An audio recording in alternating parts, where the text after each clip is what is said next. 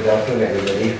My talk is just going to be a quick whiz through NICE as an institute, and then the rest of the day is going to focus on the HST program. So the first question is why NICE? And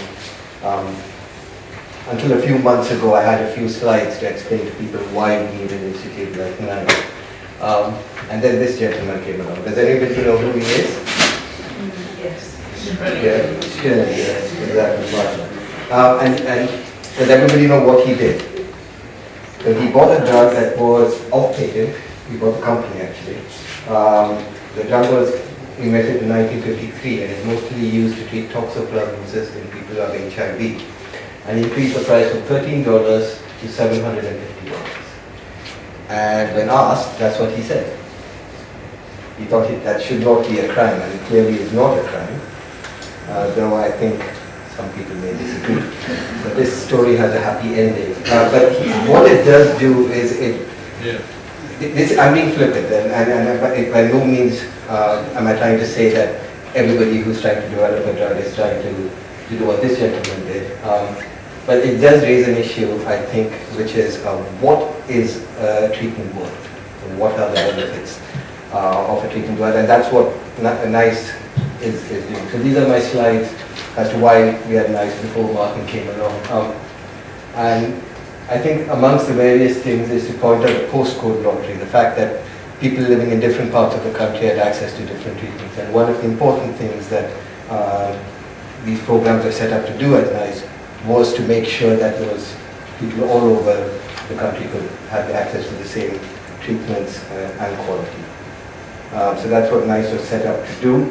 I'd just like to point out that one of the things that NICE was set up to do was to accelerate the uptake of innovative products within the NHS.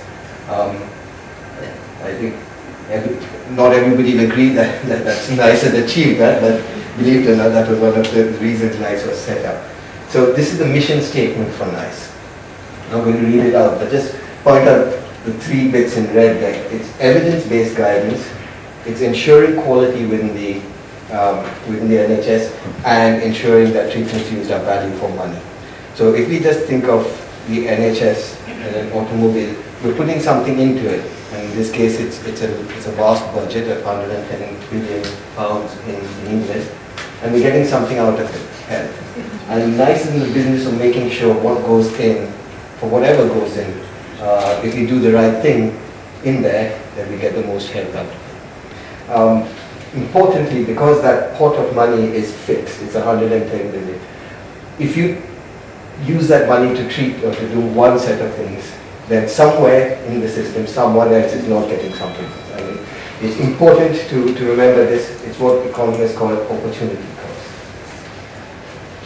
So in all this, NICE needs a way to measure health, and we use something called the quality adjusted life year. It's something you may come across, not so much in the HST program for highly specialized technology, but it's something you will come across if you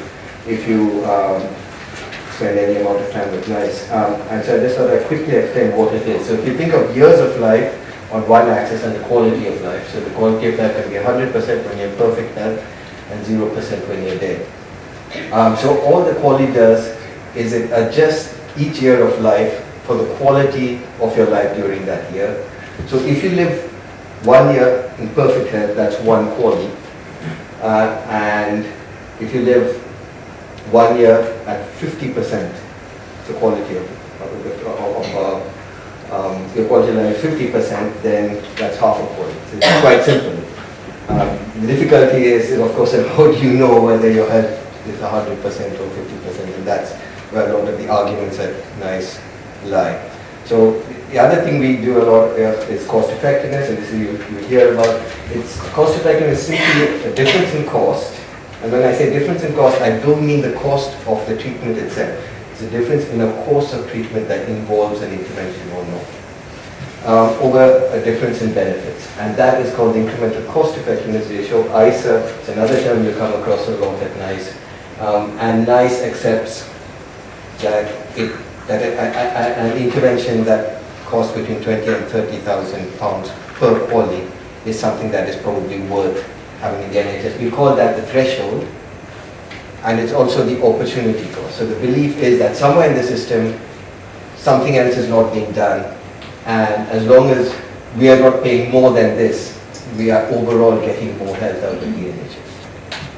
So if we look at a treatment and then we're comparing a new treatment to it, we can have costs increasing, that's going up or decreasing, and we have health benefits. Now, clearly, if there's a treatment that is less costly and provides more benefit, then NICE should be in the business of saying let's have some of this. And if you're less effective, less benefit, and more costly, clearly NICE needs to be stopping things like that. This is a black box if you're less effective and less costly. And then where NICE makes a lot of the decisions is a treatment does provide benefit, is more expensive, and the question is the extra benefit worth the cost? So if we go and look at that little square, and what we can do now is I can put that threshold line, which is anything along that line is £30,000 per quarter. So what NICE would do, anything that's above that line is actually costs more per quarter. So NICE should be saying no. Anything that's on that line of below, NICE should be saying yes.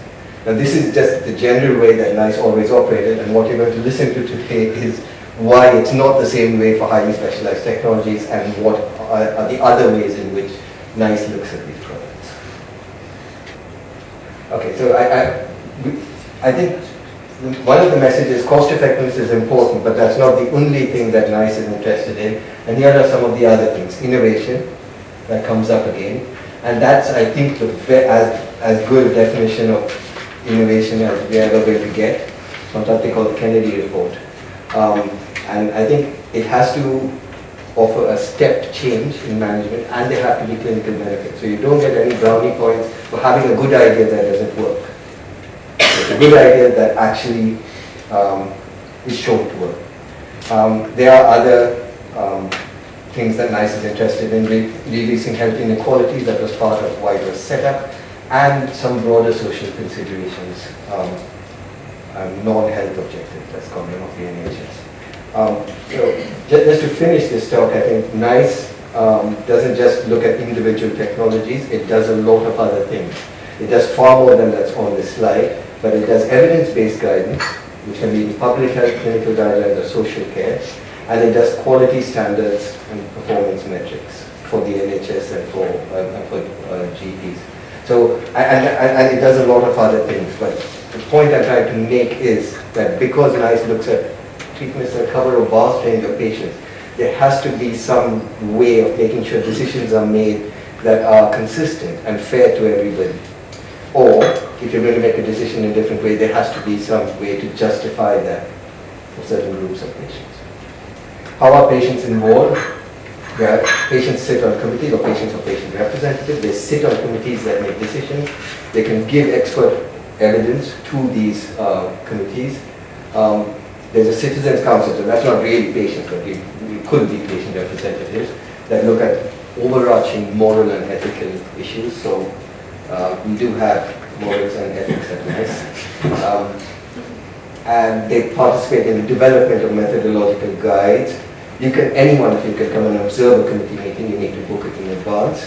I work for scientific advice, and increasingly we are involving patient representatives and patients themselves in advising pharmaceutical companies on trials to demonstrate the value of their products. We also have a patient involvement program, and we have Heidi and Chloe here, and they are the people who help take patients through what can be a big black box. And they do lots of things, and I suggest in the break you meet them and ask how you can be involved or how they can be involved.